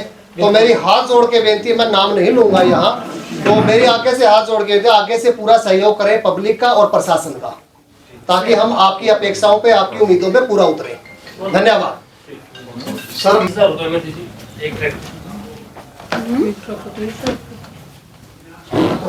क्या 30,000 रुपए महीना हम दे रहे थे 18 ट्रैक्टरों को। 30,000 में ड्राइवर भी है, तेल भी है, ट्रैक्टर भी है। और अब क्या दे रहे हैं जी? अब 40,000 दे रहे हैं, क्योंकि वो मना कर गए थे कि हम इस रेट में काम नहीं करेंगे। ड्राइवर उन्होंने अपने दिए हुए हैं, ठेकेदार ने 40,000 में जी क्या क्या दे रहे हैं जी वो? ड्राइवर, तेल और ट्रैक्टर। लेकिन सर ये सर गलत है बिल्कुल। हमारे डोर टू डोर के कर्मचारी ड्राइवरी कर रहे हैं सर। मैं आपकी नॉलेज में लेना चाहता हूँ। कोई ऐसा है बताओ? आप ये सर, एक तो शिवराज है जी, एक सोनू है जी, एक जोरा है जी, एक बलकार है सर। कम से कम सर सुनो जी मेरी बात, 18 ट्रैक्टर है जी, 15 कर्मचारी डोर टू डोर के उन पे ड्राइवरी कर रहे हैं सर। फ्री की तनख्वाह ठेकेदार को दी जा रही है जी। पैसे कहाँ जा रहे हैं? एक बार पता करो। एक आयसर ट्रैक्टर का तो कैंची भी लग रही जी, वो खाली भी खट्टा नहीं चला, वापसी भी नहीं कर सकता जी, वहाँ सिर्फ धक्का मारा डंगा कर उसको वो काम ही नहीं कर रहा जी।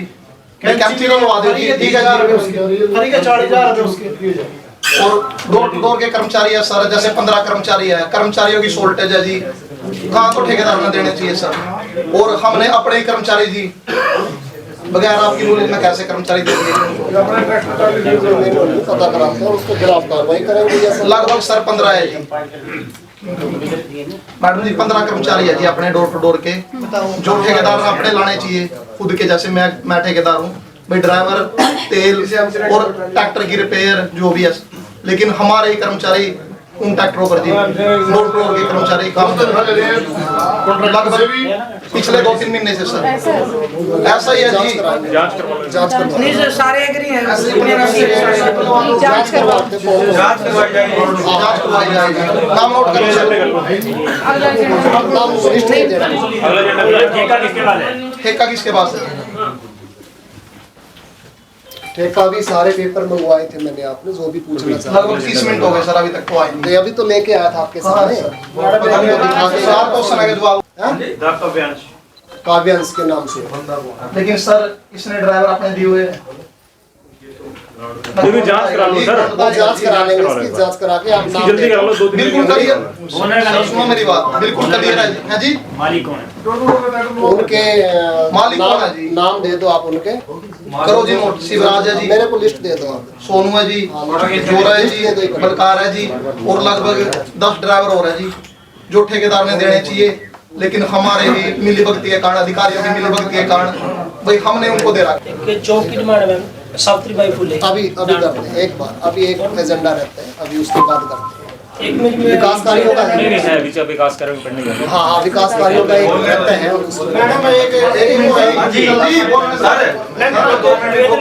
कि जो मेरे वार्ड में पाइपलाइन है जो लगी हुई है मिसफाई के लिए, जो छोटी गली है उसके अंदर कोई भी जो बड़ी मशीन जा नहीं रही है, तो उसके लिए मेरा एक अनुरोध है कि एक छोटी मशीन जो एक प्रेशर की मशीन हो उनमें पाइपों की सफाई के लिए अगर कर सकते हैं।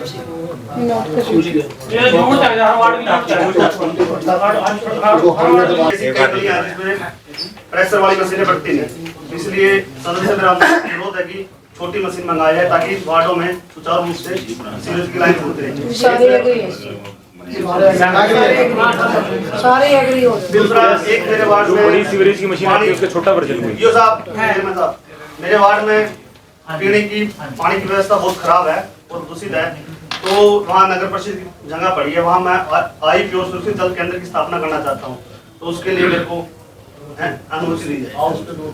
नहीं सुझाव अच्छा है बिल्कुल, जो आरोप वार्ड नंबर 2 में भी ये कर लो आप। मुझे याद है क्योंकि वहाँ पे टोके खुले हुए हैं घास के, उनको नोटिस दिया जाए और वहाँ से उठवाया जाए। ये हर एक नहीं, हर एक 31 के 31 वार्डों के अंदर होगा सबसे ज्यादा समस्या है जो कचरा बुलाती है सारा खुला। और जो डंपिंग पॉइंट बना हुआ है वो वार्ड बना हुआ है 4 वार्ड में, डंपिंग पॉइंट जो 3 वार्ड खाता है उसमें आता है, वो वहाँ कचरा उठाते नहीं, ऐसे बुलाते हैं सारे उसके सामने ही टोके खुले हुए हैं, उनको नोटिस दिया जाए, वो बंद कराया जाए। ठीक है, क्योंकि उनको बाहर भेजा जाए ताकि ये धुएं जितने भी हमको 2-3 जनों को नुकसान भी हुआ है, एक्सीडेंट भी हुआ है, काफी हुआ है। और जितने कर्मचारी हमारे पास उनका ना तो टाइम पता, 2 गलियों में झाड़ू मारते हैं और अपना घर चले जाते हैं। वो तो कमेटी बन जाएगी, उसमें आ जाएगा सारा। उसके हम आपसे रिक्वेस्ट कर रहे हैं क्योंकि हर वार्ड में जो नजदीक वार्ड लगते हैं 5-5 वार्डों के एक कमेटी बना दो। उसमें ऐसा तो फिर 14 में हुई, फिर 18 में हुई, 3 बार पिछले 22 साल में 20 साल में कॉलोनियां अप्रूव, और जब भी कॉलोनियां अप्रूव हुई है तो हर बार सरकार की ओर से पॉलिसी बनी है। अब जो ये करेंगे इसमें भी पिछले पैटर्न पे नहीं करेंगे, हो सकता है नई पॉलिसी बनाए सरकार। तो इस वजह से जो फर्क है, 2004 की कॉलोनियां है किसी टर्म कंडीशन और थी, 14 वाली में टर्म कंडीशन कोई सरकार की ओर से और थी, और 18 में कोई और। सर सिर्फ वो सदन के लेवल की बात है और कमेटी के लेवल सर और कहीं भी नहीं है सर। अगर रिक्वेस्ट बाय रिक्वेस्ट कर रही हूँ कि कुछ ऐसा प्रावधान हो कि मेरे वार्ड में कहीं भी नहीं है, पूरे शहर में आप पूरे ओल्ड बस स्टैंड मैडम जी मेरी रिक्वेस्ट है, मैं कहना चाहता हूँ 1 मिनट बैठो साहब। ये साहब जी, मैं ये नहीं कहता कि मैं शाना हूँ, लेकिन 31 पार्षदों में किसी को ये नहीं पता खेवट क्या है, मुरब्बा क्या है, किला नंबर क्या है और खसरा क्या है। खेवट तो होगी एक अलग चीज, किला नंबर हो गया जमीन का, जैसे किला नंबर है, और मुरब्बे में होते हैं करीब 25 किले हो, जो 20 हो, जो 22 हो, और एक हो गया खसरा नंबर जिसमें कुछ किले होती हैं। जैसे सेक्रेट के सामने अपना गुजरात स्कूल ग्राउंड है, आपने देखा भी है, वहां के 4 खसरे छुटे हुए हैं इसी लिस्ट में। खसरा नंबर 356, खसरा नंबर 354, खसरा नंबर 353, 353, 54 और 56, 63 सेक्रेट में चला गया, वो 3 इसमें नहीं है। ऐसे ही बलराज नगर है, 40-45 साल पुरानी आबादी है, उसमें 100 की 100 आबादी बस रही है, वो भी नहीं।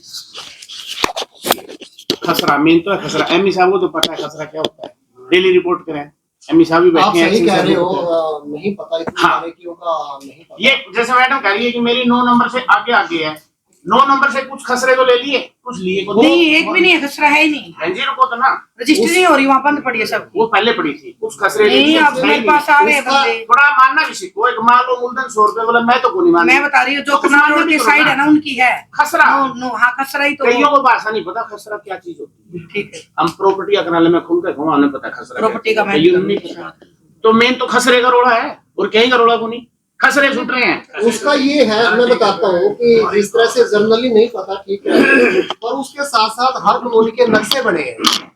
हम हर कॉलोनी की तसल्ली करा देंगे, जो भी अपने अपने वार्ड की पूछना चाहे कि कौन सी गली है, किसका मकान है, कौन सा स्कूल है, मंदिर है, वगैरह वगैरह, सारी की सारी आपको यहाँ दिखाएंगे। नक्शे हैं सबके। सर ये मेरे ख्याल से नक्शे से समझ में आ जाएगी, नहीं समझ में आएगी तो उसको कोई बात नहीं, पेंडिंग रख देना। कई बार आपके पास जो नई कॉलोनी आई है, कई बार आपके पास रिपोर्ट कराने आते हैं कि बिल्डिंग की रिपोर्ट करा के लाओ, जैसे मोनू जी आपके ऋषि नगर में 7 नंबर 6 की इसी बात बदली धक्के खाते फिरे कि खसरे की रिपोर्ट होनी चाहिए। जैसे पुरानी सब्जी मंडी है, उसका खसरे का तो बड़ा है। ये मामले हैं सारे के सारे भगत सिंह चौक के आसपास। कार्यालय रिपोर्ट तैयार करी होगी। हाँ बिल्कुल, कार्यालय रिपोर्ट में आपने देख लिया होगी 50% डेवलपमेंट। हाँ आज पर हाँ चेक कर लिया आप उसमें एक एक कॉलोनी का जिक्र करेंगे हम, बताएंगे। मैडम प्लीज वो कार्यालय रिपोर्ट को हाउस में देखो, हाउस अनभिज्ञ है इस बात से भी आप कौन सी कॉलोनी करवा रहे हो, कैसे करवा रहे हो। दूसरी बात, अब क्या उन कॉलोनियों को हमारे एक्शन साहब ने, एमपी साहब ने चेक कर लिया है? क्या उन कॉलोनियों की जमीन पंचायत में तो जाती?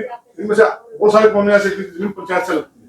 कल को जैसे 50 साल पुराना मुकदमा दर्ज होता है ना, फिर मुकदमे दर्ज होते हैं, उसका फायदा कुछ नहीं। गुमराह न करके हाउस को सीधे सदन में ले जाकर सीधी बात में आप अपने कार्यालय। देखिए आप ऐसा नहीं कह सकते कि सदन को गुमराह कर रहा हूँ मैं नहीं कह सकते। आप नहीं कह सकते। आपने जो कार्यालय रिपोर्ट आपने नहीं, आप नहीं कह सकते। आप ये शब्द वापिस लो। इल्जाम नहीं, आपने ये चेक कर लिया पंचायत के साथ बिल्कुल कर लिया। आप ऐसा शब्द इस्तेमाल ना करें कि गुमराह कर रहा हूँ। मुझे तो लग रहा है जनाब, नहीं लग रहा। जब आप अभी आपने सुना ही नहीं, सर्वे रिपोर्ट देखी ही नहीं आपने। जब आप विशेष पैटर्न में मुद्दे रखते तो आप गुमराह कर रहे हो। नहीं, आपने अभी जैसे कहा कि 50% वाली कॉलोनी उसमें आ गई है और हमारी 90% वाली नहीं है, ये तो भ्रष्टाचार साफ दिख रहा है ना। एक एक कॉलोनी पर ये नहीं मैडम, आपको इसमें वो नहीं है। मान लो जिसने भी सर्वे किया, नहीं मैं आपको यही कहना नहीं जिसने सर्वे किया मैडम, आपका इसमें नहीं है, वो नहीं है। जिसने सर्वे किया, एक्शन साहब गए या कोई इनके वो गए, उन्होंने सर्वे किया जहाँ 50% की वो कॉलोनी का नाम आ गया और जिसमें 90% बनी हुई थी उस कॉलोनी का नाम नहीं है। ये भ्रष्टाचार नहीं है तो क्या है? तो यही ये भ्रष्टाचार है ना कि हम एक एक कॉलोनी की आप सबसे सहमत। तो सर से मैं सर ने कहा कि 50% तो बनी हुई है।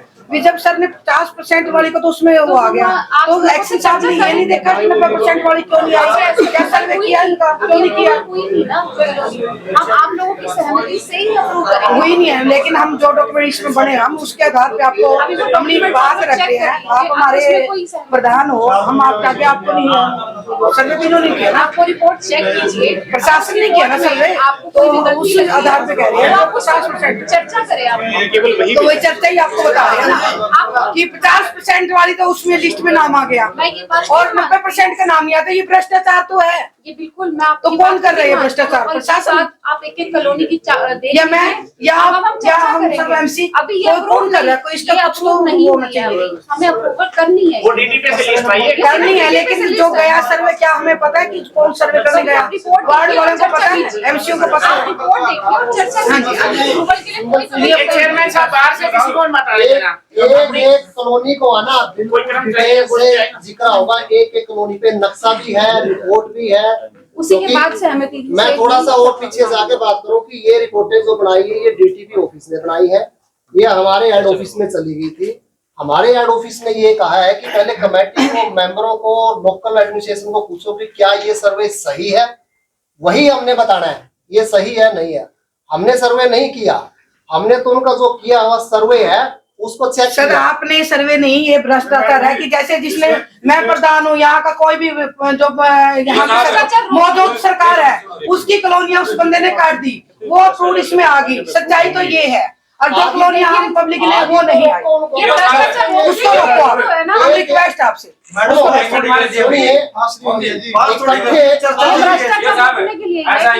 जी आप अपना ऊपर ना फोड़ो। यहाँ की है, आपने लगा गलत है, इनको रहने दो। बस इनको रहने मैं वही बात कर रहा हूँ।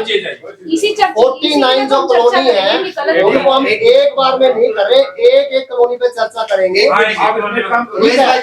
इसमें सदन नक्शे देख के सही है उसको आगे बढ़ाएंगे। सबसे पहले तो पूरे हाउस की तरफ से चेयरमैन साहब को बधाई, संदीप जी को भी धन्यवाद। अब जो बात कह रहे हैं जी, अपने चेयरपर्सन ने एक ही बात कही, जो 90% इधर रोड है वो कॉलोनी हम पास कर, शायद इससे बढ़िया कोई बात नहीं। बिल्कुल ये हम यही कह रहे हैं। आप ये क्यों कह रहे हैं? सारी कैंसिल करो। इनमें से मान लो 20 सारे तो किसी ने बोला। प्लीज मैडम बोलिए जी, बोलिए जी प्लीज बोल रहे भाई बीच में ना बोलो, भाई इनको बोलो भाई। इसमें से मान लो 10 कॉलोनी अपने को ऐसी लगती है भाई जो पास होनी चाहिए, वो 10 तो पास होने दो यार। बिल्कुल जी, किसी का तो नंबर आए। अपने को इसमें लगता है 10 बेकार है भाई, प्राइस नाम आ रहा है, उनका नाम कैंसिल करो आप लोग। अब सब पे यो साहब ने बिल्कुल सही बात कही, आप एक एक कॉलोनी पे बहस करो। आप लोगों को लगता है ये पास करने चाहिए तो पास कर दो, जो लगता है नहीं पास करने चाहिए उसको एक बारी को किसी को मत आने इससे बड़े तो कोई बहस ही नहीं है। आप क्यों मतलब बहस का मुद्दा बना रहे हो किसी बात का? लेकिन मैं तो चाहूंगा भी यो साहब की बात का समर्थन करते हो सारा हाउस और एक एक कॉलोनी पे चर्चा की। हाँ, एक एक कॉलोनी पे चर्चा करेंगे। यो साहब है वार्ड नंबर 29 है, मेरे दादा जी वही आए एक्सपायर हो गए, मेरे पापा जी भी एक्सपायर हो चुके हैं। ये लगा लो कम जब से देश आजाद हुआ है तब से वार्ड नंबर 29 बसा हुआ है। पूरा का पूरा एरिया अनप्रूव के अंदर डाला हुआ है। और सबसे भ्रष्टाचार क्या हुआ है, इसके अंदर नाम तो आ गया फ्रांसवाड़ा रोड का, लेकिन फ्रांसवाड़ा रोड देके राम प्रताप गुप्ता जी ने कॉलोनी काटी हुई है, फ्रांसवाड़ा रोड का नाम देके उसको प्रूव में डालना हुआ है और वार्ड नंबर 29 पूरा अनप्रूव के अंदर है। इसमें तो एक काम और करना ना सर, मान लो जैसे हाउस से बात करेंगे, देखो एमसी को पता भी एरिया कौन सा रोड पर नहीं, मान लो जी जो एरिया रह गया, मान लो इसमें मेरे वार्ड में कोई एरिया रह गया, आप मेरे से पूछ के नोट करो और उसको भी अपलोड करने की कोशिश करो। और मैं तो ये कहता हूँ पिछले 40 साल से डोल पे और 99% एरिया डोल पे। सर एक एक एमसी से पूछ के उनके वार्ड की कौन सी कॉलोनी से इसमें पहले आप इस पर चर्चा करेंगे, किस बात जो रहेगी आप उनको नाम शुरू करो। हाउस जो है ना कमेटी बना देगा, ईओ साहब, एक्शन साहब और एमपी साहब तीनों इस मामले में अपनी कार्रवाई कर लें और उस पर प्रारूप बिठा लें और जो आपके सिग्नेचरों के जो अथॉरिटी आ जाएगी जिसमें 90% जनसंख्या से आधारित एज पर नॉर्म है उसको हम पास कर देंगे। अभी जो 49 कॉलोनियां आई हैं जो रखी हैं हमें, ये सर्वे मैं पहले भी बता चुका हूँ, दोबारा फिर मैं बता दूं आप जानकारी। ये सर्वे किया था डीटीपी ने, हम बिल्कुल उस पर सहमत है, असहमत है हमारा कुछ नहीं, वो सारी चर्चा हम यहाँ करेंगे, एक कॉलोनी की करेंगे। आप कॉलोनी वाइज आप इजाजत दे शुरू करें। जो सही है वो पास होने दो यार, 3 दिन क्यों लगेंगे यार, कुछ 10 दिन लगो, इस काम के लिए बैठा काम तो करना ही है। हम रात के 9-10 बजे तक सारे पार्सल खाली हैं, ये सब से रात के 10 बजे बचो। एक तो बाहरी आदमी हो, किसी को चाहे कोई कर्मचारी हो, कोई भी हो, यूनियन हो, प्राणी हो, किसी को अंदर नहीं आने देना। ओनली कॉलोनी में चर्चा चलेगी, बाकी आगे उसको खत्म करेंगे फिर करेंगे। ठीक है चेयरमैन साहब, आप एक कॉलोनी में आपने ऑर्डर देने हैं सख्त मैडम बिल्कुल। मेरे ख्याल से बाहर से या तो कर्मचारी हैं या पत्रकार बंधु हैं, उसमें आप लोग सिर्फ मीटिंग की कार्रवाई देख सकते हैं। यदि कोई बैठा है, आप लोग उसमें बहसबाजी या कुछ नहीं कर पाएंगे, सिर्फ सदस्यों को ही अधिकार है बहस करने का, बात करने का। प्लीज जो प्रेस से साथी या और कोई दूसरा कोई साथी बाहर का बैठा है आपके साथ आया, प्लीज वो सिर्फ और सिर्फ कार्रवाई देखता रहे। चलो बताओ कॉलोनी नंबर 1 पंतनगर कॉलोनी है। जैसे कि आप सभी के पास ये एक फॉर्मेट हमने सर्कुलेट अभी किया है, इसके अंदर पंतनगर नाम ऑफ कॉलोनी है, रेवेन्यू स्टेट है, उसके बाद खसरा नंबर, टोटल एरिया आप जो है लिस्ट तो दो दी सभी सर्कुलेट अभी करवाइए। ये एक बार आप सर पंतनगर का एरिया वार्ड नंबर 7 में आता है जी, जो कि मेरा वार्ड है, और करवा दो सर्कुलेट। विजय गणेश जी को बोल रहे तो इनका एरिया है, पंतनगर वार्ड नंबर 7 में आता है जो कि मेरा एरिया है, मेरा वार्ड है। नक्शा निकालो। मुझे नहीं पता अभी पंतनगर अभी तक कोई सिंगल मतलब हाउस भी अप्रूव्ड नहीं था। जो ये नंबर आए हैं मुझे ये नहीं पता इसमें से सारे नंबर आ चुके हैं या कुछ रह गए। मेरी रिक्वेस्ट है साहब से, चेयरमैन पर्सन से, नक्शा देखो, ये नक्शे में भी नहीं लेआउट प्लान है, वहाँ जाके पता लगेगा। आप इसको एक बार चलो मेरे एक मिनट, मैंने एक ही बात कहनी है जी, मान लो कोई एरिया रहता है तो ऐसा ना हो कुछ लोग वंचित रहे। मेरी रिक्वेस्ट है उससे ऐड करवा लेना। हाँ वो ऐड कर दीजिए, कोई रहता है तो मैं देख लूंगा, मैं वॉच कर लूंगा, इसमें जो रहता है तो मैं आपको बता दूंगा ये रह गया और मैंने उसको और इसके लिए मैं धन्यवाद भी करता हूँ जी। एक वार्ड के मतलब एक कॉलोनी मेरी आई, इसमें जो टोटल सर्वेड एरिया डीटीपी ने किया था वो 44.5 एकड़ का एरिया। पंतनगर जी मैं मेरी तरफ से तो जी किसी भाई को ऑब्जेक्शन 44.5 एकड़ का एरिया डीटीपी ने सर्वे किया था। इसके अंदर सर्वे के दौरान 4 कैटेगरियां बनाई गई थी। इस बार जो पॉलिसी आई थी सरकार की उसके अंदर 4 कैटेगरियों में सर्वे किया गया। इसके अंदर वो कॉलोनियां भी ली गई थी जिनमें 0% से लेकर 25% तक का एरिया बना हुआ, वो भी ली गई थी 25% से लेकर 50% तक का। 50 से 75 और 75 से 100% तक का जहां कंस्ट्रक्शन हो चुकी है, इस तरह की सारी कॉलोनियां इस सर्वे में इंक्लूड है। जो पंतनगर का एरिया बिल्टअप की कैटेगरी है वो 25% से 50% तक में आ रही है, जिसके अंदर 25.09% एरिया रेजिडेंशियल बिल्टअप है और 22.65% एरिया रोड्स के अंदर है। 1.23% एरिया कमर्शियल है जो ऑलरेडी बिल्ट है। टोटल एरिया 44.5 एकड़ है।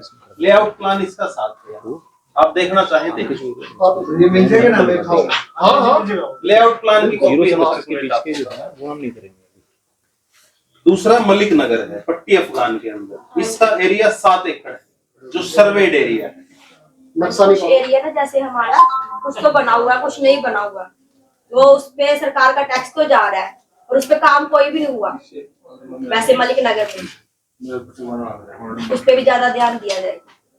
अब इसके अंदर जो बिल्टअप एरिया है वो 21.63% और ये जो है कैटेगरी 0 से 25% में आ रहा है जो बना हुआ है। जो बना हुआ है इसमें डिटेल दी हुई है सारी की सारी जो परफॉर्मा खाली का भी दे दिया, बनाना भी दे दिया डिटेल। टोटल डिटेल आपको दी हुई है। फिर अमृतसरिया डेरा है पट्टी का एस्टेट 4.58 एकड़ का एरिया। जैसे नक्शे में तो आ रहा है बना हुआ पर बना नहीं हुआ वहाँ। इससे भी कम एरिया ना नक्शे में तो आ रहा है पर बना नहीं हुआ। क्योंकि नक्शे में तो आ रहा था कि बना हुआ पर बना नहीं हुआ। ये 25% से भी आप कहना चाह रहे हैं 25% से भी कम बना होगा ये एरिया? वो एरिया देखोगे ना जाके ये सर्वे 25% से भी कम बना हुआ है उसके लिए पहले हम उनको इसमें जो ये पीला और नीला ये एरिया बना हुआ है। ये वाला पहले से इधर वाला जो ऑलरेडी है ये तो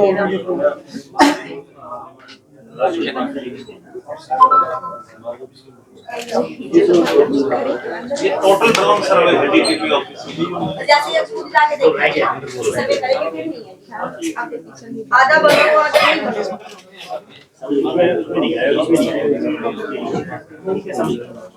हाँ जी 4.58 एकड़ का एरिया है जो कॉलोनी का सर्वेड एरिया है। इसकी कैटेगरी है 50 से 75% में बिल्टअप। इसमें 56.6% एरिया रेजिडेंशियल बिल्टअप। हाँ जी ये जो रह गया थोड़ा बहुत रह जाएगा तो उसको आप ऐड करवा सकते हैं। वो जैसे आगे मीटिंग चलेगी उसमें आप हाँ जी करो। अर्जुन नगर एक्सटेंशन 1 ये पट्टी अफगान में है 43.2 एकड़ का टोटल सर्वेड एरिया है जिसके अंदर 34.03% रेजिडेंशियल बिल्टअप 1.47% कमर्शियल बिल्टअप है 45% वैकेंट है और 19.42% रोड्स के अंदर। अर्जुन नगर एक्सटेंशन 1 गली नंबर 4 के बाद का जो एरिया है वो सारा इसके अंदर। ओसो पूरब ये 11.62 एकड़ का सर्वेड कॉलोनी का एरिया है पट्टी चौधरी के अंदर 25 से 50% तक की कैटेगरी के अंदर है जी। 40% बिल्टअप है रेजिडेंशियल 2% कमर्शियल में है जी। 18.25% रोड्स के अंदर एरिया है ओशोपुर। बसंत विहार कॉलोनी जी हो गया अभी ओशोपुरम। हाँ जी सर इसमें कुछ एरिया रह गया जी, बाकी तो लगभग आ गया जी। कुछ किले और कुछ कचरा रह गया।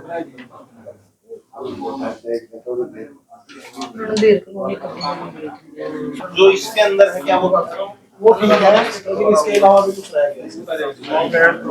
बसंत विहार का वो ऐड करा देना आप जो रह गया। हाँ जी 6 नंबर। ऐसा है इसमें कुछ नहीं समझ में आ रहा है हमारा तो ठीक है जी। जो ये कचरा नंबर है पहले हमको हिसाब नंबर दे जाने ठीक है। ये पंतनगर कह दिया कई कॉलोनी आएगी हम तो थोड़े आ रही है वो आती रहेगी तो वो आप नक्शे में देख लेना। नक्शा में भी इतनी जल्दी नहीं समझ मान दीजिए। हम एक कमेटी बनाई जावे दोबारा इसका सर्वे करे जावे हम भी साथ रहेंगे ये एरिया हमारा यहाँ तक है ठीक है। उसकी रिपोर्ट आकर दोबारा इसमें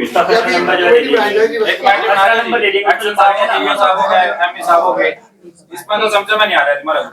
आप ये कह रहे हो खसरा नंबर रेवेन्यू एस्टेट नहीं समझ में आ रहा। नहीं, ये एरिया आ गया, कचरा नंबर कचरा कहाँ से हमें यही नहीं पता हमारी कॉलोनी में कितना कचरा है, कितना नंबर आया है, हमें तो गलियों का पता है, कितना नाम लिखा हुआ है, हमारे समझ में नहीं आ रहा है ये। गलियों का लेआउट पता प्लान अगर देखेंगे ना, हर एक कॉलोनी का नक्शा गूगल मैप के ऊपर सुपर इम्पोज, उसके अंदर हर एक सड़क मार्क करी हुई है जी, इस सड़क से इस कॉलोनी का एरिया शुरू हो रहा है, उसके ऊपर रेवेन्यू के नंबर सुपर इम्पोज, वो आप देख सकते हैं। समझ में नहीं आ रहा तो पास कैसे करते हैं?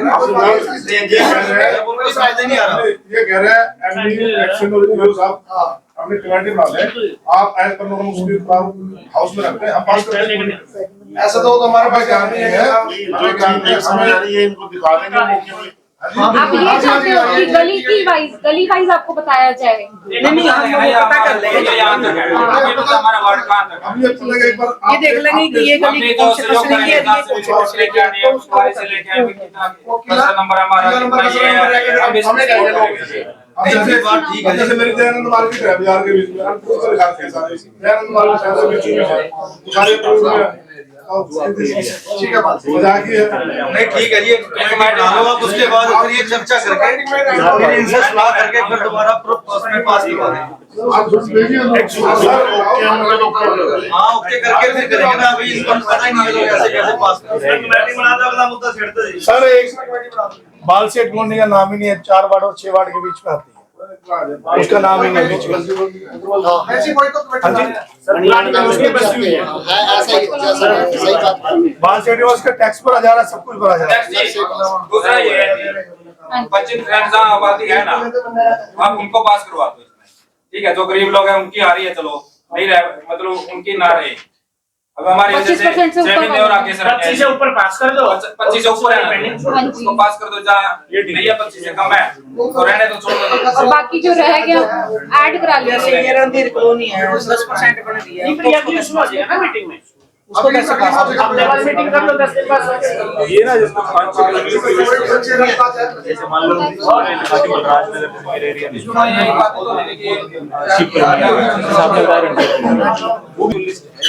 एक बार मौका करके जो भी कॉलोनी 25% वाली आबादी वाली है उसको पास कर दो उसकी अनुमति से, लेकिन मौका किया जाए उसका, बाकी जो भी रहती है उसके ऊपर कमेटी बना दो, कमेटी जो भी रिपोर्ट लेकर आओगी वो उस सर्वसम्मति से पास करो। ठीक है, बस जैसे ये सर जैसे सुपर कॉलोनी है, यहाँ बहुत गरीब लोग रहते हैं, इसको बिना उसके मेरे वार्ड में जी बालाजी कॉलोनी का कुछ ही साथ ही और गरीब लोग है जो कि अनअप्रूव्ड माहौल, लेकिन मेरा सारा एरिया था अप्रूव था, जनकपुरी कॉलोनी है वहाँ भी, वजह से जनकपुर अप्रूव्ड है। हाँ ये भी और सर मेरी बात निवेदन आपसे, गरीब लोग रहते हैं, सर जो एरिया पड़ा है एमसी को दूर साफ करना। बिल्कुल ये बात है आपकी, बिल्कुल पहले ही कह चुका हूँ, पहले डिस्कस कर चुके हैं। जैसे आप लोग एक कमेटी में सपोज 3 मेंबर हो गए, 3 ऑफिसर हो गए। हाँ जी, कंसर्न वार्ड का मेंबर कंसर्न वार्ड का एमसी जरूर उस कमेटी में आएगा जब वो सर्वे जिसका जो एरिया जी उस पार्षद को जरूर लेंगे, वो जरूर होगा, कोई और हो ना हो, संबंधित एमसी जरूर होगा।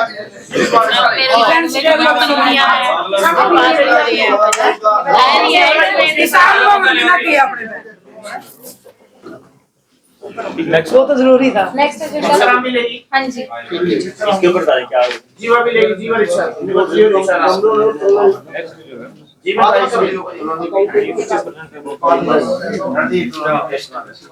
रणधीर कॉलोनी थोड़ी सी बन रही है, कर दिया तो इस एजेंडे के हम यहाँ पे पहुँचे कि भी ये 25% से ऊपर की जो कॉलोनी है इन्हें अप्रूव किया जाएगा और एक कमेटी बनाई जाएगी जिसमें एमई सर होंगे, ईओ सर होंगे, एक्शन सर होंगे और कंसर्न वार्ड का एमसी होगा। ठीक है, उनके अंदर वो जो मीटिंग होगी उसी में ये देखेंगे सर्वे, और आप जिस भी वार्ड की बात होगी वो एमसी बताएगा कहाँ से कहाँ तक अप्रूव होनी चाहिए, कहाँ से नहीं।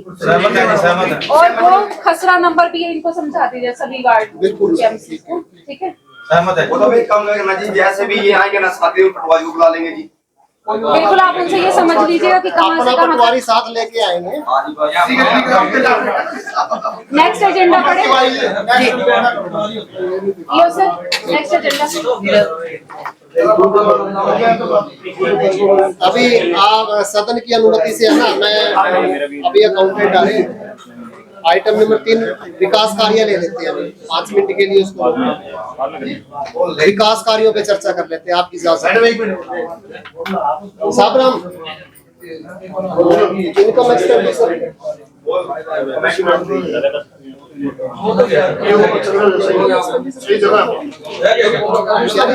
ठीक है हो गया तैयार हो गया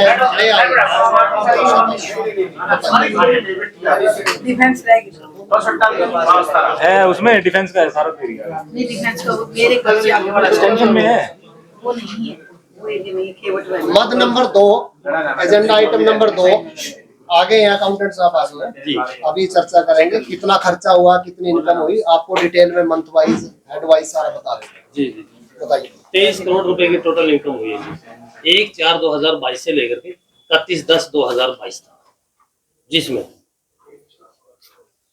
टैक्स की आई है 2 करोड़ 33 लाख रुपए जी, रेंट की आई 81 लाख रुपए, डेवलपमेंट चार्ज के 2 करोड़ रुपए, स्टैम्प ड्यूटी के 5 करोड़ रुपए, अदर इनकम 2 करोड़ रुपए। इन मदों में ये इनकम आई है। 11 करोड़ रुपए की आई है सैलरी। टोटल है जी 24 करोड़ रुपए। ये अदर कौन सी है साहब? छोटे मोटे पीछे आवे जी। जन्म मृत्यु के आगे, मैरिज के आगे और आगे ये आते हैं। उसकी डिटेल भी दे देंगे जी। जी आए हुए भी चर्चा करेंगे हम। हाँ जी हाँ जी। तो सर हमारे पास कितने सोर्सेज हैं हमारे इस पे इनकम के? मेन तो ये है जी tax, rent, development charge, stamp duty. तो कितना अपना टारगेट था, कितना हमने अचीव कर लिया? पत्रकार भी है जी जी नहीं ठीक बात टारगेट भी बता दो। बजट वाली क्या हमने कितना अचीव कर लिया?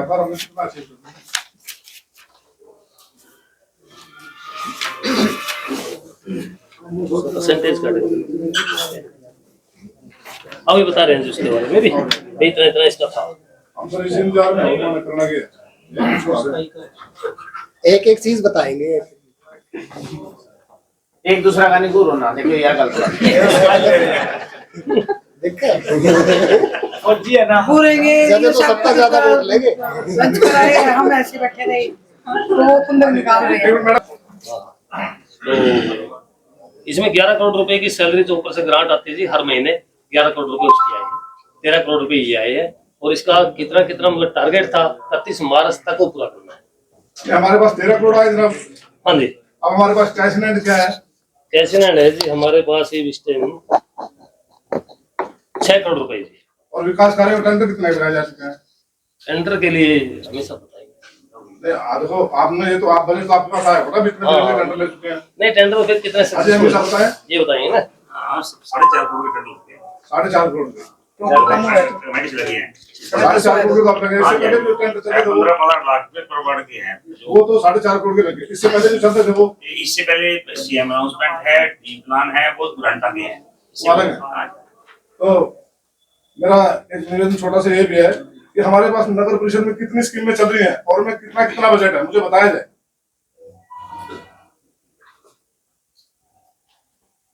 और हर स्कीम में कितना बैलेंस है वो सारा डाटा अभी अवेलेबल कर देंगे अभी आप ही देते हैं जब तक हाउस बैठ रहे स्कीम वाइज आ रहे हैं जाओ अगले मुद्दे पे चर्चा इसके बाद नहीं यही चलेगी पूरी होगी सदन की अनुमति से ही आगे बढ़ेंगे। तो इसके जो 24 करोड़ रुपए आए हैं जी इसका अगेंस्ट खर्चा हुआ है सैलरी का खर्चा हुआ है जी 13 करोड़ रुपए सैलरी पे खर्चा हुआ है 13 करोड़ रुपए और इसके अदर जो खर्चे हुए हैं उसमें 6 करोड़ रुपए जिसमें night sweeping, door to door, road sweeping, park maintain, street light, तेल आदि का खर्चा, लोन एडवांस कर्मचारियों इसमें 6 करोड़ रुपए और 7 करोड़ रुपए का डेवलपमेंट का खर्चा हुआ है जी। डेवलपमेंट वर्क से 7 करोड़ रुपए का खर्चा हुआ है और सिटी स्कैन का 3.5 करोड़ रुपए ये टोटल खर्च हुआ है। अब मैं आपको बताऊंगा स्कीम वाइज कितना कितना बजट जो हमारे स्कीम में जो चल रही है ना हाँ वो सारी स्कीम और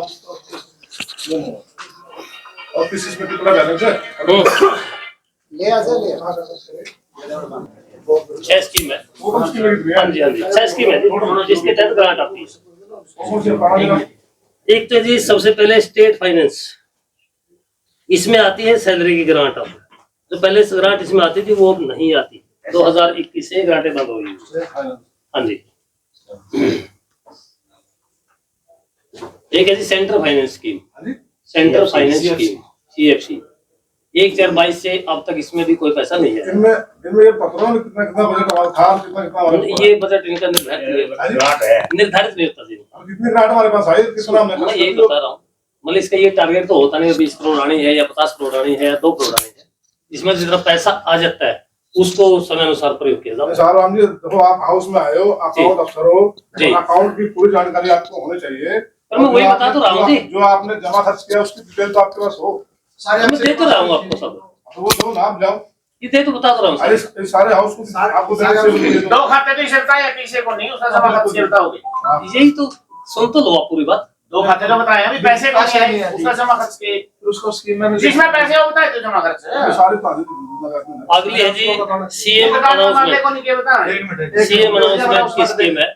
CM अनाउंसमेंट 10 करोड़ रुपए अपने पास मंजूर है, जिसमें से 2.5 करोड़ रुपए के लगभग खर्चा हो जाए।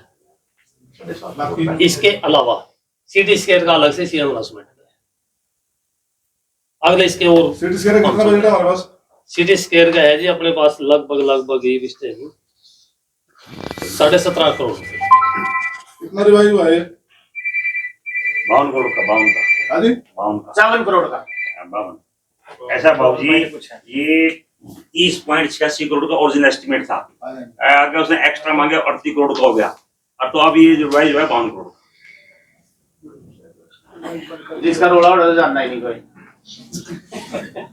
अरे जाओ ये उसको ले बताओ, काम शुरू हो गया इसके बाद, काम शुरू हो गया, काम स्टार्ट हो गया है, काम चालू है। अब तक पूरा होता है मतलब ये 31/3/24 तक। 31/3/24 दौरा कर ले, हम दौरा भी करा देंगे खरियान से को। कोई बात नहीं, आ जाओ। अरे तो आपको चाहिए कि आप स्कीम आई थी पीछे, उसमें अब इस टाइम कोई काम नहीं है, उसके काम हो चुके हैं, अब कोई ग्रांट वरांट नहीं है। उसके अलावा एक MP LED की ग्रांट है जी, जो मेंबर पार्लियामेंट के MP की जो ग्रांट आती है, उसमें 21 लाख रुपए आए थे, 5 लाख खर्च हो लिए, 16 लाख रुपए इसमें बाकी। और भी रहेगी स्कीम, एक दिन चालू पाता है वो एक नहीं जाती जी, पहले आए। अच्छा अगले दिन से नेक्स्ट हमारा एरिया तो स्कीम अंदर भी पंडित जी इंतजार। नमस्कार जी।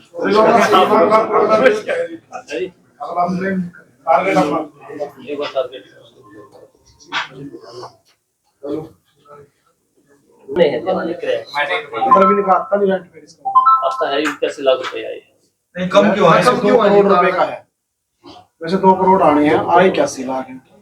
उनका ना आने का 21 31 मार्च तक आए नहीं थे जैसे लगभग आ जाते हैं। सारा पूरा जमा करा। 21 मार्च तक शोरूम बना के कमेटी 10-12 और वो उनमें आकर गांव बैठा है, पूरा दोबारा करा के जीवन तो सेट रहे कर गए, और उनकी व्यवस्था करा, उनको किराए पे दे दो, इनकम तो बढ़ेगी कमेटी की और अच्छा रेंट मिलेगा वहां से।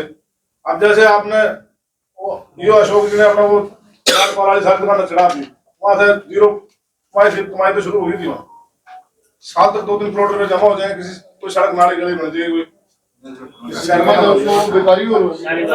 बिल्कुल बिल्कुल ये तो भी रेंट पे चढ़ेगी, सुझाव देना चाहता हूँ, जैसे कि सभी वार्ड्स की प्रॉब्लम है भाई। कोई भी मान लो मैंने टैक्स भरना है, मैं सोचता हूँ कमेटी में ना जाऊँ, क्यों ना जाऊँ? कमेटी से बहुत से लोग डरते हैं, बहुत से लोग क्या 99% लोग डरते हैं, तो अटेंड नहीं किया जाता जी लोगों को।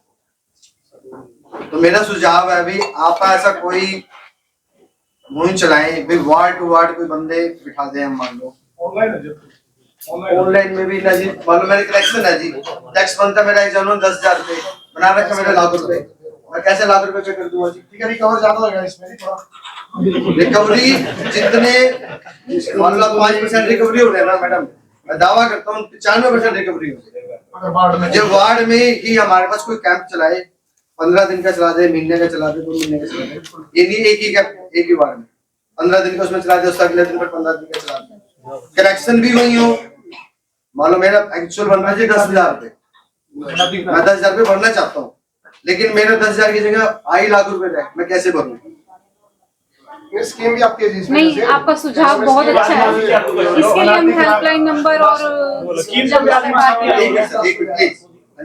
अच्छा है, हम इसके बारे में विचार कर चुके हैं और आगे हमारे हेल्पलाइन नंबर और जनता दरबार जैसी चीजें भी चलाएंगे जिनके तहत कोई भी करेक्शन, हेल्पलाइन नंबर वगैरह। अच्छी बात है हेल्पलाइन नंबर भी।